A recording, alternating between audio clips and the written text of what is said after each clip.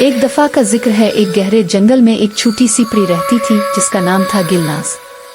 وہ بہت خوبصورت تھی، اس کے پروں پر چمکتے ہوئے ستاروں جیسے چھوٹے چھوٹے موتی جڑے ہوئے تھے، اور جب وہ اڑتی تو ہوا میں رنگین دھول چھڑک جاتی۔ گلناز کا گھر ایک بڑے گلاب کے پھول کے اندر تھا۔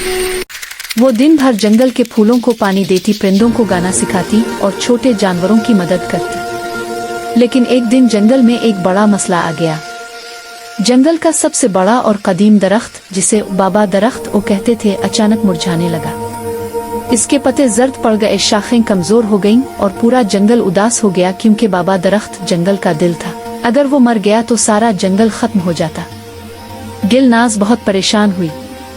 اس نے سب جانوروں اور پریوں کو جمع کیا اور پوچھا، کیا کوئی بتا سکتا ہے کہ بابا درخت کو کیا ہوا؟ ایک بوڑھا الو کہنے لگا، بہت دور پہاڑوں کے پار ایک جادوئی چشمہ ہے جس کا پانی زندگی دیتا ہے۔ اگر اس چشمے کا ایک قطرہ بابا درخت کی جڑوں میں ڈال دیا جائے تو وہ دوبارہ ہرا بھرا ہو جائے گا، لیکن وہاں جانے کا راستہ بہت خطرناک ہے۔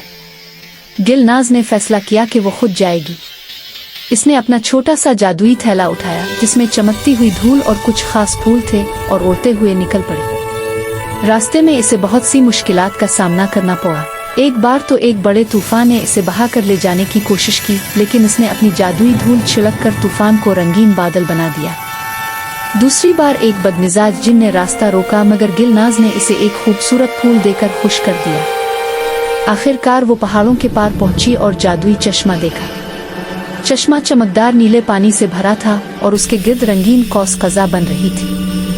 گلناز نے اپنے چھوٹے سے شیشے میں پانی بھرا اور واپس اور چلی۔ جنگل پہنچ کر اس نے بابا درخت کی جڑوں میں وہ قطرہ ڈال دیا۔